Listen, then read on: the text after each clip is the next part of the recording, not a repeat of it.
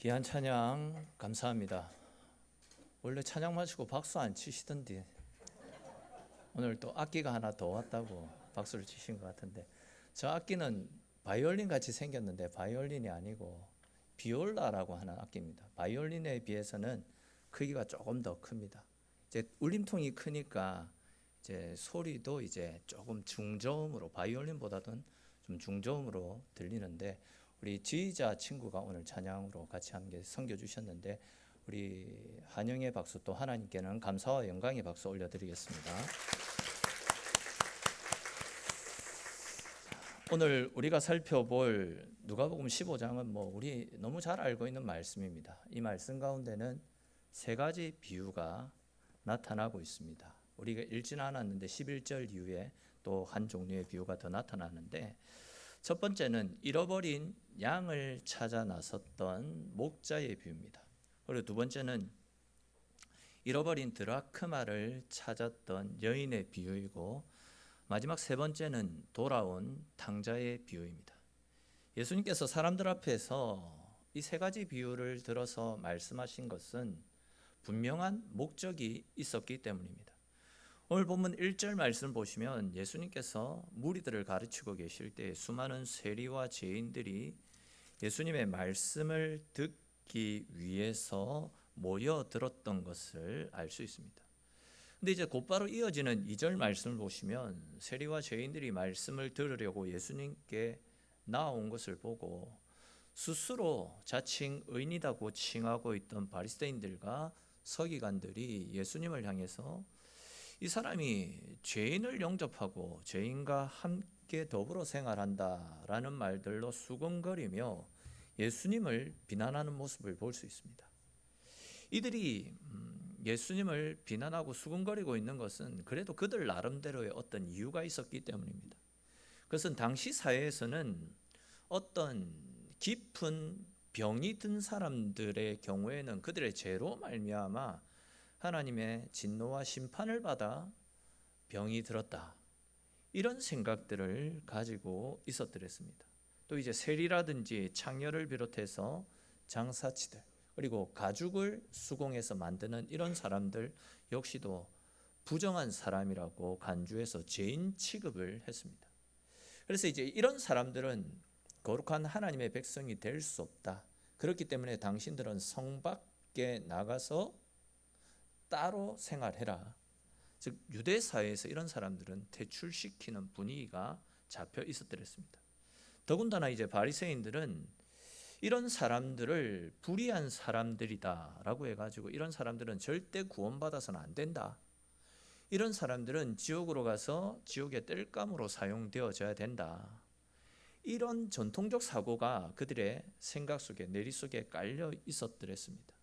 그러니까 이제 이런 사람들, 이런 생각들을 가지고 있는 사람들 앞에서 예수님께서 오히려 그 죄인들을 영접해 주시고, 그러니까 이제 지옥의 땔감으로 사용되어져야 되는 사람들을 오히려 예수님은 그런 사람들을 영접해 주시고 함께 그들과 더불어 교제를 하고 계시니까 기가 찬 겁니다.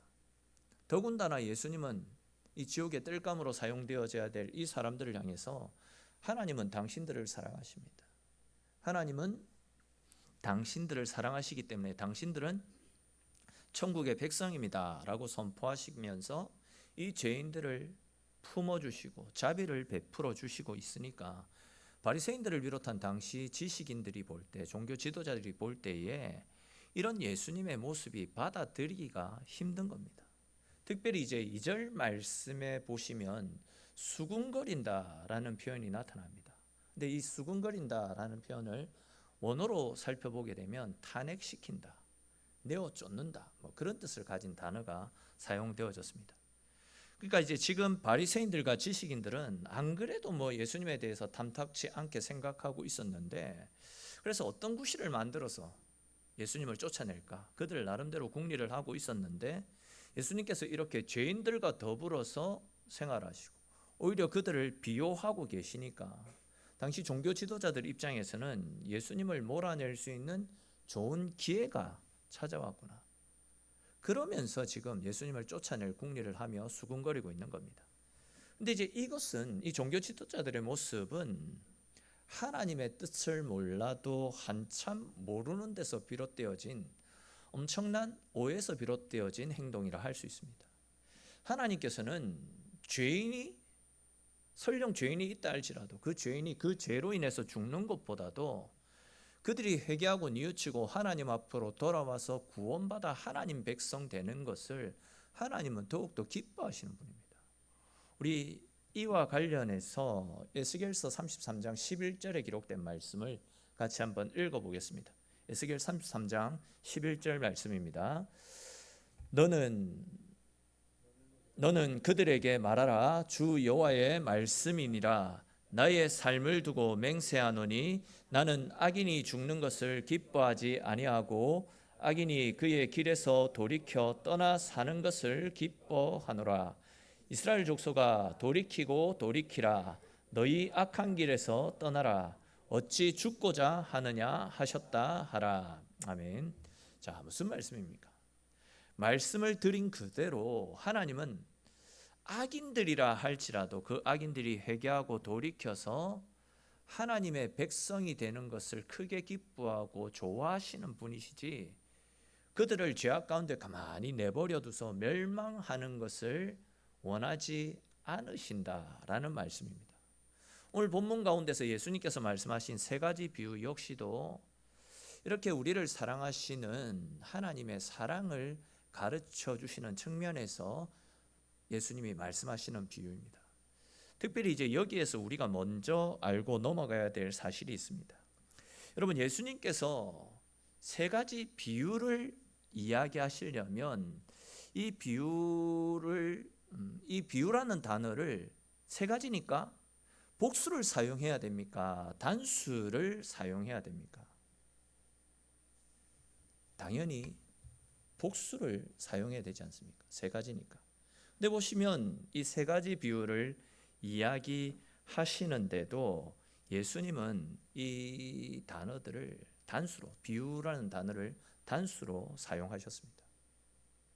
자, 이것이 무슨 의미냐면, 내가 앞으로 세 가지 비유를 너희에게 이야기해 줄 텐데, 비유는 세 가지지만 결국 이 비유는 한 가지 주제를 너희에게 이야기하기 위함이다 라는 그런 뜻입니다.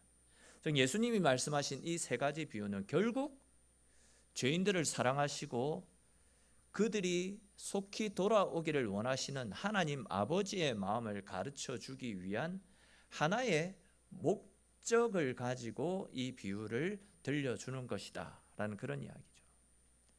자, 그렇다면 예수님이 제자들에게, 사람들에게 가르쳐 주시는 첫 번째 비유가 무엇입니까? 그것은 잃어버린 한 마리의 양을 찾아 나선 목자의 비유입니다. 양을 치던 목자가 어떻게 해서 한 마리의 양을 잃어버렸습니다.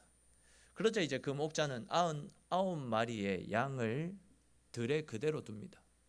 그리고는 잃어버린 한 마리 그 양을 찾기 위해서 들로 산으로 달려갔습니다.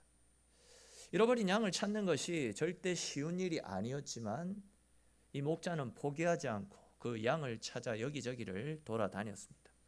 그리고는 이제 가시덤불 속에서 그 양을 찾아내고는 너무나도 기뻐가지고 자신의 어깨에 양을 짊어지고는 돌아와서 친구와 이웃들을 다 불러 잔치를 벌이는 것을 볼 수 있습니다. 근데 이제 솔직히 이것은 보통 일반적인 상식을 가진 사람으로서는 절대로 하지 않을 어리석고 미련한 행동이다라고 이야기할 수 있습니다. 왜 그렇습니까, 여러분? 만약에 이 한 마리의 양을 찾으러 나간 사이에 도둑대가 찾아온다든지 아니면 사나운 맹수가 찾아오게 된다면 나머지 99마리의 양들의 그 생명을 보장할 수 없는 상황입니다. 다시 말해서 한 마리의 양을 되찾기 위해서 나머지 99마리의 양을 방치해 두는 것은 잃어버린 한 마리 그 양보다도 더 큰 손실을 초래할 수 있는 위험 부담이 뒤따르기 때문에 이건 뭐 경제적인 측면에서 생각해 볼 때 바보 같은 어리석은 행동이다, 이렇게 이야기할 수 있습니다. 근데 예수님께서 말씀하신 이 이런 양의 비유는 누가 봐도 말이 안 되는 소리다라는 겁니다. 세상에 이런 어리석고 미련한 목자가 어디 있습니까? 이 진짜 바보 멍청이라고도 표현할 수 있을 것입니다. 근데 이제 중요한 것은 예수님께서 우리를 위해서 이런 바보 멍청이가 되어 주셨다라는 사실입니다. 그렇지 않습니까, 여러분? 예수님께서도 죄로 인해 멸망당할 우리들을 구원하시기 위해서 당신이 누릴 수 있는 하늘 보좌 영광 모든 권세들을 다 포기하셨습니다. 그냥 말 그대로 우리들이 죄를 짓든 말든 그 죄로 말미암아 지옥으로 떨어지든 말든 아무런 신경을 쓰지 않으셔도 될 텐데, 그렇게 하면 사실 주님 입장에서도 훨씬 편하지 않습니까? 말 안 듣는 자식들 그냥 내버려 두면 훨씬 속도 편하고 마음도 편하실 텐데, 우리를 사랑하셨던 예수님은 우리를 구원하여 살리기 위해서 하늘 보좌에서 천군 천사들의 수종을 받으면서 영광스럽고 존귀한 모든 지위를 다 누릴 수 있는데도 그 모든 권리들을 다 포기하셨습니다. 몸소 인간이 되셔서 이 땅 가운데 찾아오셨습니다. 그리고는 우리를 살리기 위해 당신의 목숨을 십자가에 내어놓는 어리석고 미련한 선택을 하셨더랬습니다. 즉 주님께서는 당신의 목숨보다도 우리를 더 위하고 더 소중하게 여기셨던 겁니다.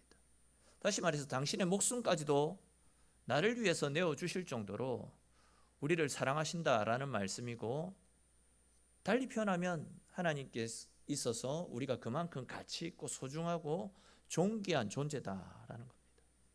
이렇게 우리를 사랑하시는 예수님이시기 때문에 사람들로부터 외면당하고 무시당하고 있던 이 세리와 죄인들을 향하여서 너희들이 바로 이 어린 양들인데 나에게는 너희들이 엄청나게 소중하고 가치 있는 존재들이다. 세상 모든 사람들이 너희들을 죄인 취급하고 너희들에게 신경을 쓰지 않고 외면하고 버린 자식 취급한다 할지라도 나만큼은 절대 너희들을 버리지 않을 것이고 포기하지 않을 것이고 너희가 어디에 있든지 끝까지 너희들을 찾아내어서 너희들과 함께 천국 잔치를 벌릴 것이다 라는 우리를 향하신 주님의 사랑을, 주님의 마음을 보여주고 계시는 말씀이 바로 이 비유의 말씀입니다. 이제 두 번째 비유에 대해서도 계속 살펴봅시다. 두 번째에 나타나는 비유는 잃어버렸던 드라크마를 찾았던 여인의 비유입니다. 이 비유 역시도 첫 번째 비유와 비슷한 내용입니다. 한 여인이 있었습니다. 그리고 이 여인에게는 동전 10드라크마가 있었더랬습니다. 그런데 이제 그중 하나를 잃어버렸다가 등불을 켜고 온 집안을 쓸고 닦으면서 겨우겨우 그 동전을 찾아내었습니다. 그러다가 이제 마침내 동전을 찾아내고는 온 동네 사람들을 다 불러가지고 내가 잃어버렸던 동전을 찾았다라고 말하면서 동네 잔치를 벌이고 있습니다. 근데 여러분, 이 비유에 나타나는 이 여인의 경우를 우리가 좀 자세히 한번 생각해 보십시다. 이 여인이 잃었다가 찾았던 동전이 뭐라고 했습니까? 한 드라크마 아닙니까? 근데 이 드라크마는 데나리온과 같은 단위의 화폐입니다. 화폐. 그리고 이제 한 데나리온은 아시듯이 당시 노동자들의 하루 품삯에 해당되어지는 돈입니다. 즉 한 드라크마는 당시 노동자의 하루 일당에 해당되는 돈으로 오늘날 가치로 치면 대략 10만 원 정도 되어지는 돈이다 할 수 있습니다. 근데 이제 말씀을 보시면 이 여인은 이 드라크마를 찾았다고 너무 기뻐가지고 동네 사람들을 다 불러가지고 큰 잔치를 베풀었다라고 이야기하죠. 잃어버린 10만 원을 다시 찾았다고 친구들과 이웃들을 불러서 잔치를 베풀었다. 말 그대로 지금 배보다 배꼽이 큰 상황이 일어나고 있는 현상 아닙니까? 그리고 그것을 보고 참 지혜로운 사람이다 그렇게 말할 사람은 아무도 없을 겁니다. 잘은 몰라도 아주 참 어이없는 짓을 하네, 미쳤네, 그거 10만 원짜리 하나 찾았다고 이렇게 잔치까지 벌리나, 이런 말이 나올 수도 있을 것입니다. 근데 이제 오늘 예수님의 비유 속에 등장하고 있는 이 여인은 자기가 잃어버렸다가 다시 찾은 그 동전의 가치, 그 액수가 중요한 것이 아니라 그 동전의 가치가 더 중요했기 때문에, 그 가치에 초점을 맞추었기 때문에 금전적인 손해를 감수하면서까지도 잃어버린 것을 다시 찾은 데에 대한 기쁨으로 큰 잔치를 베풀었던 겁니다. 왜 이 여인이 이 동전의 가치를 두었냐면 당시 유대인들의 풍습 중에는 결혼을 할 때 드라크마를 실로 깨어가지고 신부에게 내 사랑의 증표로 주는 것이 관습이었더랬습니다. 그러니까 이제 내가 오직 당신만을 사랑하겠습니다. 당신은 하나님께서 나에게 허락하여 주신 나의 영원한 반쪽입니다. 이것은 당신을 향한 나의 사랑과 순결을 지키겠다라는 내 사랑의 증표입니다 라는 의미가 이 10개의 동전 속에 함축되어져서 신부에게 전달되어진 겁니다.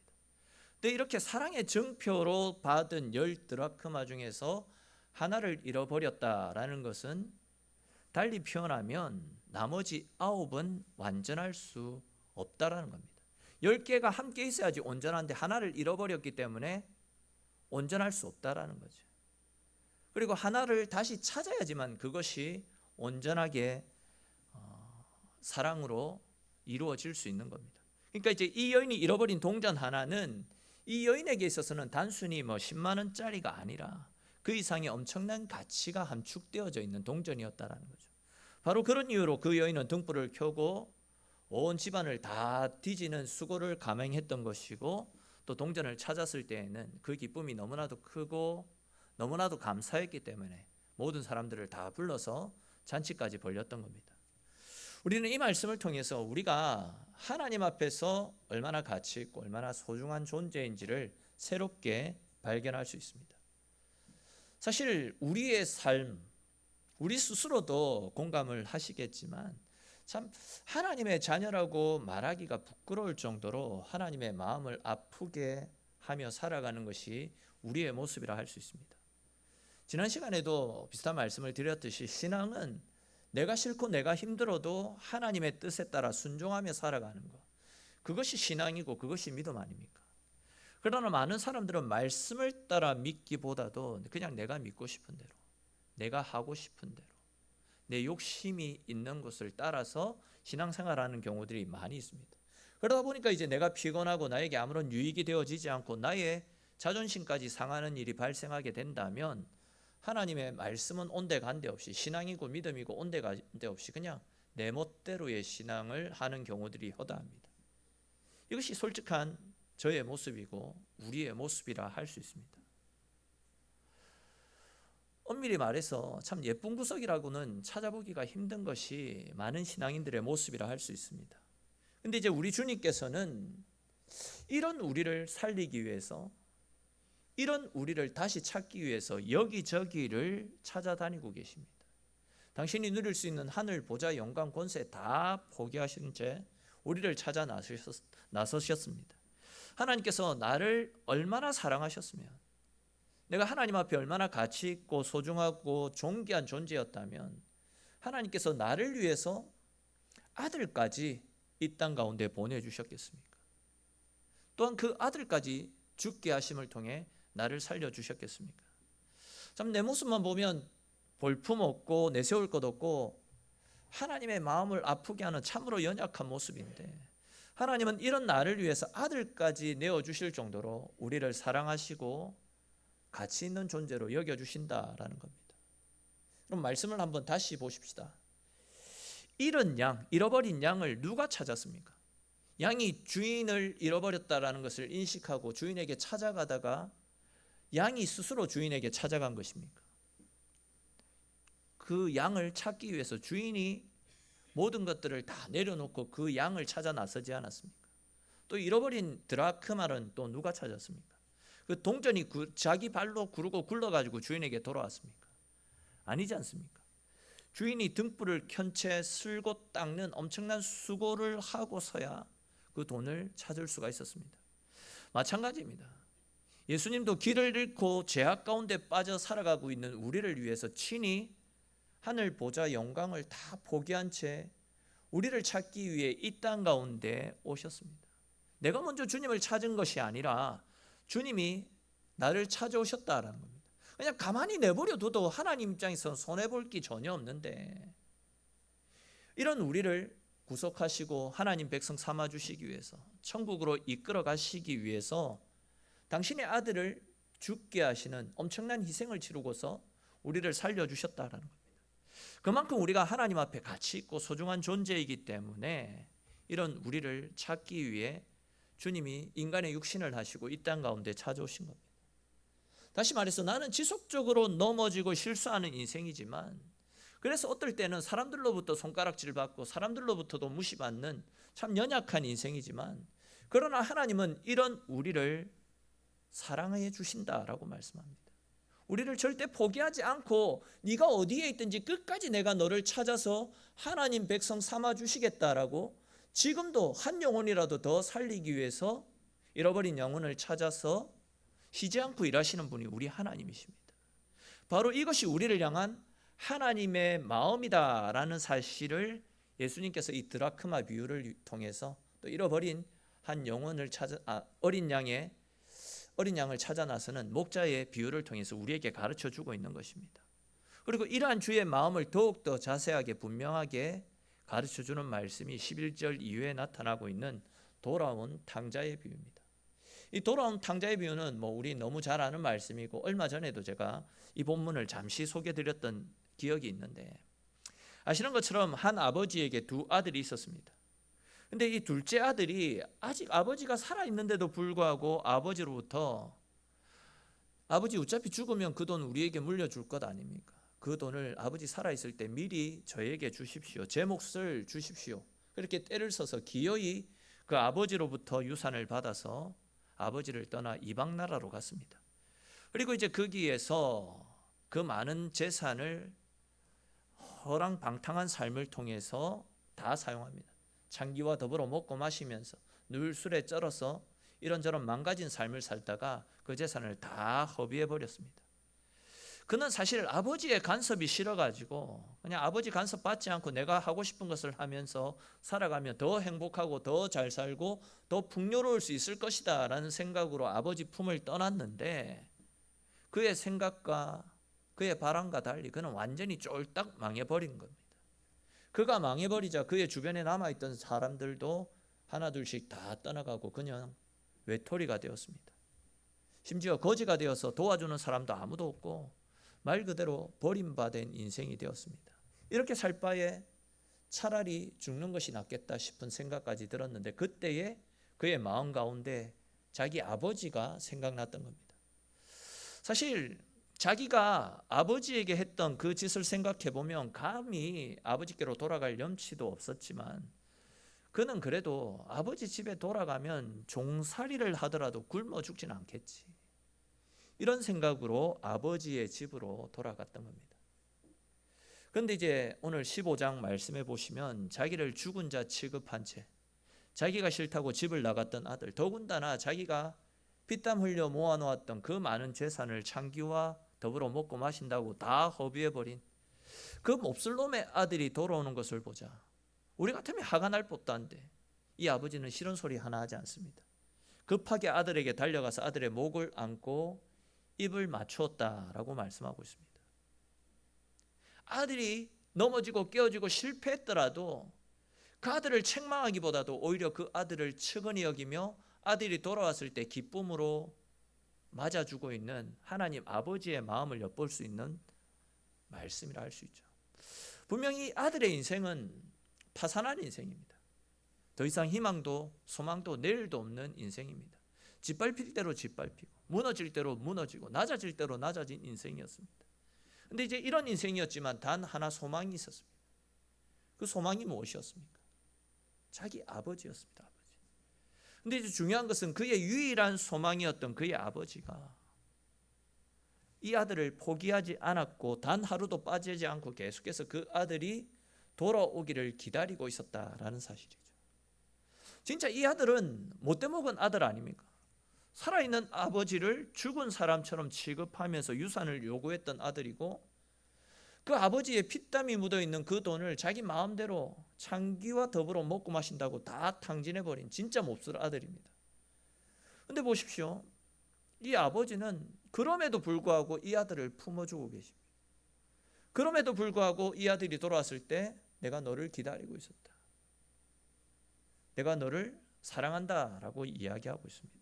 그리고 22절 이후에 나타나는 것처럼 종들을 부르더니 이 아이에게 제일 좋은 옷을 내어주고 또한 손가락에 가락지를 끼우고 발에는 신발을 신기라. 그리고 제일 좋은 살찐 송아지를 잡아서 아들과 더불어 먹고 마시자, 잔치를 벌리자라고 이야기하고 있습니다. 앞에서도 비슷한 말씀을 드렸듯이 사실 이 아들이 아버지에게 한 짓을 생각하면 죽어 마땅하죠. 몹쓸 아들이죠. 그래서 아들 자기 스스로도 저는 아버지를 아버지라 부를 자격조차 없는 놈입니다. 저를 아버지 집에 있는 종의 하나로 여겨주십시오. 그렇게 말할 정도로 몹쓸 짓을 했던 아들입니다. 그런데 그런 아버지는, 이 아이의 아버지는 이 아들을 몹쓸 종으로 여기는 것이 아니라 자기의 상속을 이어받을 아들로 여기고 있습니다. 아들은 몹쓸 아이지만, 패가 망신한 아이지만 아버지는 끝까지 그럼에도 불구하고 사랑으로 품어주고 있는 것을 볼 수 있습니다. 우리가 내 욕심을 쫓아 정욕을 쫓고 이기심을 쫓아 살아가느라고 당신의 마음을 아프게 했다고 하나님은 우리를 원망하거나 질책하시는 분이 아니라, 그렇게 못난 우리 인생인데도 하나님 없는 세상에서 수고하고 고생했을 우리를 측은히 여기시고 또 마음 아파하시면서 우리를 위해 눈물 흘려주시는 분, 그분이 바로 우리 사랑의 하나님이십니다. 하나님께서 이처럼 나를 측은히 여기시고 나를 사랑해 주셨기 때문에 우리를 구원하고 살리기 위해서 독생자를 이 땅에 보내주셨고 십자가에 내어 죽이시는 엄청난 희생까지도 감내해 주셨던 것 아니겠습니까? 그만큼 우리가 하나님 앞에 가치 있고 소중하고 존귀한 존재다라는 거죠. 진짜 아무 자격 없던 나를 오히려 당신의 마음을 아프게 하며 살아갔던 죄인이었던 나를 측은히 여기셔서 이런 우리를 살리기 위해서 독생자까지 내어주신 하나님의 사랑이 있기 때문에 넘어지고 실패했던 인생이라 할지라도 희망이 있고 소망이 있고 내일을 꿈꿀 수 있는 것 아니겠습니까? 오늘 우리가 살펴본 이 세 가지 비유 모두가 죄인된 우리들을 포기하지 아니하시고 사랑하시되 끝까지 놓치지 아니하시고 끝까지 사랑하셔서 우리를 위한 천국 잔치를 베풀어 주시는, 우리를 사랑하시는 하나님의 사랑 이야기가 기록되어져 있습니다. 오늘 말씀에 나타나고 있는 이 세 가지 비유를 묵상하면서 이런 생각이 들었더랬습니다. 하나님은 나를 이렇게 사랑하셔서 나를 위해서 목숨까지도 내어주시고 지금도 한결같은 사랑으로 나를 돌보아 주시고 나를 지켜주시는데, 나는 이렇게 한결같은 하나님의 사랑을 받아 누리고 있으면서도 나는 하나님을 한결같은 마음으로 사랑하고 있는지, 한결같은 열정으로 하나님을 섬기고 교회를 섬기고 하나님 앞으로 다가가기 위해서 몸부림치고 있는지 제 자신을 한번 돌아보게 만들더라고요. 제가 우리 교회에 부임한 지가 이제 거의 만 9년에 가까워지고 있습니다. 근데 이제 생각해 보니까 솔직히 1년 차, 2년 차 때에는 나름대로 정말 뜨거운 가슴과 뜨거운 열정을 가지고 뭔가 해보려고 모든 것을 다 쏟아부은 것 같은데, 사역의 연수가 점점 늘어나면서 어떤 매너리즘에 빠지고 있는 것은 아닌가 하는 생각이 들었더랬습니다. 사실 뭐 이런 표현을 쓰기가 좀 그렇지만 사역을 하려면 편하게 사역하려면 우리 교회처럼 편하게 사역하기 좋은 환경도 없을 것 같다 싶습니다.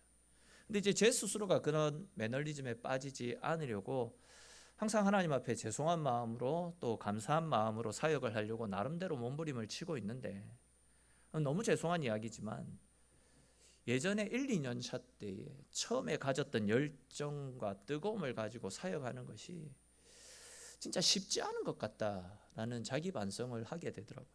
여러분들은 어떻습니까? 죄인된 우리를 사랑하셔서 우리에게 찾아오시고 또 십자가의 대속의 죽음을 통해서 나를 구원해 주신 하나님의 은혜와 사랑을 처음 발견했을 때, 처음 받았을 때 그때의 구원의 감격과 기쁨이 여전히 내 마음속에 남아 있습니까? 구원의 감격, 구원의 은혜에 감사했던 그 첫사랑의 열정과 그 감격을 유지하기 위해서 어떤 노력들을 기울이며 살아가고 있습니까? 최근에 우리 새 가족들과 이야기를 나눌 기회들이 많이 있었는데, 그 중에 한 분은 하나님이 주시는 새로운 은혜들이 너무 크고 너무 감사해서 자기가 받는 은혜를 이야기하던 중에 수시로 눈물을 뚝뚝 흘리는 겁니다. 닭똥 같은 눈물을 뚝뚝 흘리는데 나에게 저런 눈물이 언제 있었지? 이런 생각까지 들었습니다. 그분은 계속해서 말씀을 읽고 말씀을 또 공부하다가 궁금한 것이 있으면 저한테 연락을 해서 물어보기도 하고 계시거든요. 세 가족인데도 수요 기도에 안 빠지고 나오려고 수요 기도에도 잘 지키려고 몸부림치고 있습니다. 신앙생활을 오래 하신 분들도 힘들어하시는 새벽 기도에도 지속적으로 참석을 하시거든요. 말씀에 대한 이 사모함들이, 은혜에 대한 갈급함들이 있다 보니까 스폰지가 물을 받아들이듯이 하나님의 말씀과 은혜를 그대로 있는 그대로 받아들이고 계신다라는 그런 생각이 들었습니다. 그리고 이제 그분 마음 가운데, 소망 가운데 당신이 받은 은혜와 사랑들, 그 은혜와 사랑들로 다른 사람들에게도 하나님의 사랑으로 선한 영향력을 끼치는 그런 사람이 되고 싶어하는 그런 열정들이 마음속에 있더라고요. 근데 여러분, 우리에게 이런 감격들과 이런 열정들, 우리도 처음에 그런 마음들이 다 있었잖아요. 그런 감격들이, 열정들이 아직 남아 있습니까? 사실 오랫동안 신앙생활하면서 이런 감격과 기쁨, 열정들을 많이 놓치면서 신앙생활하고 있는 저로서는 하나님에 대한 새로운 열정과 뜨거움을 가지고 신앙생활을 하고 있는, 신앙에 대한 그런 애틋함들이 있는 그분이 너무 부럽고 또 한편으로는 너무 감사하더라고요. 사랑하는 성도 여러분, 하나님은 우리를 위해서 아들까지 내어주신 하나님이신데 그만큼 우리를 사랑하시고 우리를 위해서 아낌없이 주시는 분이신데 우리는 점점 우리의 기억 가운데서 내가 받은 사랑을 잊어버린 채 그냥 습관적으로 형식적으로만 그냥 몸에 배어있는 대로 교회를 왔다 갔다 하는 그런 신앙생활을 하고 있지는 않습니까? 주님은 우리가 없는 하늘나라를 원치 않으셔서 하늘 보좌 영광 권세 다 포기하시고 우리를 찾아 이 땅 가운데 오셨는데 우리는 세상의 마음을 빼앗기고 나의 유익과 나의 기쁨만을 위해서 하나님을 멀리한 채 오히려 하나님을 내 삶 가운데 밀어낸 채 하나님 없는 삶을 살아가고 있지는 않습니까? 하나님께서 지금 나에게 무엇을 요구하고 계시는지는 아무 관심도 없고 오직 내 생각, 내 욕심, 내 유익만을 쫓아 살고 있는 그런 신앙생활을 하고 있지는 않습니까? 아시겠지만 굉장히 위험한 일이라 할 수 있습니다. 이렇게 우리의 욕심을 쫓아 이 세상이 전부인 줄 알고 살다가 결국은 멸망 가운데 떨어질 우리들을 살리기 위해서 우리 주님이 찾아오셨습니다. 우리는 연약해서 오늘도 넘어질 수 있습니다. 오늘 말씀을 듣고 이렇게 살아서는 안 되겠구나, 말씀대로 살아야지 결단하고 예배당 문을 열고 나아가서 다시금 또 넘어지고 또 다시 세상과 더불어 살아갈 수 있지만 그러나 하나님은 이런 우리를 포기하지 않으시고 그럼에도 불구하고 우리 가운데 찾아오시고 우리와 함께 하시며 우리를 하나님 나라로 이끌어 가시기 위해서 쉬지 않고 일하시며 쉬지 않고 우리와 함께 하시겠다라고 분명히 말씀하고 있습니다. 그러므로 여러분, 이 세상을 살아가는 동안 우리를 자녀 삼아 주시기 위해서 십자가에 귀한 피를 흘려주시고 고난 당해주신 예수 그리스도의 십자가의 은혜, 또 십자가의 사랑에 감사하면서 그 구원의 은혜를 간직하며 믿음 가운데 살아갈 수 있기를 바랍니다. 더 나아가서 우리를 향한 끝없는 사랑으로 우리의 구원을 위해서 끝까지 포기하지 않고 우리에게 다가오신 우리를 사랑하시는 주님의 그 마음을 본받아서 우리 역시도 우리 주변에 믿지 않는 사람들에게 복음의 복된 소식을 전하고 선포하고 알리면서 오늘도 주님 걸어가신 십자가의 길을 묵묵히 믿음 가운데 함께 동행하며 살아가시는 저와 여러분들의 인생이 될 수 있기를 주님의 이름으로 축원합니다. 우리 오늘 주신 말씀들을 생각하면서 하나님 앞에 같이 기도드리기를 원합니다. 참 이 잃어버린 양처럼 또 드라크마처럼 집을 나갔던 이 아들처럼 우리도 주의 품 안에 머무는 것이 참 복임에도 불구하고 주님 품 안에 머물기보다도 세상을 쫓아서 내 욕심과 내 쾌락을 쫓아서 살아갈 때가 너무 많이 있습니다. 아시듯이 죄의 결과는 하나님을 떠난 인생의 결국은 멸망이고 사망입니다. 하나님 입장에서도 이런 우리를 그냥 가만히 내버려 두시면 더 편하실 텐데 우리 때문에 속 썩일 일도 없을 건데 그럼에도 불구하고 하나님은 우리를 사랑한다 말씀하시며 끝까지 우리를 포기하지 않으시고 우리와 함께하기를 원하십니다. 지금도 잃어버린 영혼을 찾기 위해서 이곳저곳을 다니시며 그들을 품어주시고 또 그들이 돌아왔을 때는 큰 은혜와 사랑으로 그들을 세워주시고 위로하심을 베풀어 주실 것입니다. 이것이 우리를 향하신 주의 사랑입니다. 우리 시간 같이 기도드릴 때에도 우리를 구원하시고 살려주신 주의 은혜에 감사함으로 기도드리시고 우리가 주의 이러한 마음을 잘 헤아려서 언제나 주님 품 안에서 주님과 동행하며 주님 뜻대로 살아가는 우리의 삶이 될 수 있게 달라라고, 또 우리가 받은 십자가의 사랑과 십자가의 은혜를 우리 주변에 믿지 않는 사람들에게도 나누고 전할 수 있는 우리의 인생이 될 수 있게 달라라고, 또 우리 각자에게 주신 말씀을 따라 하나님 앞에 같이 기도드리도록 하겠습니다.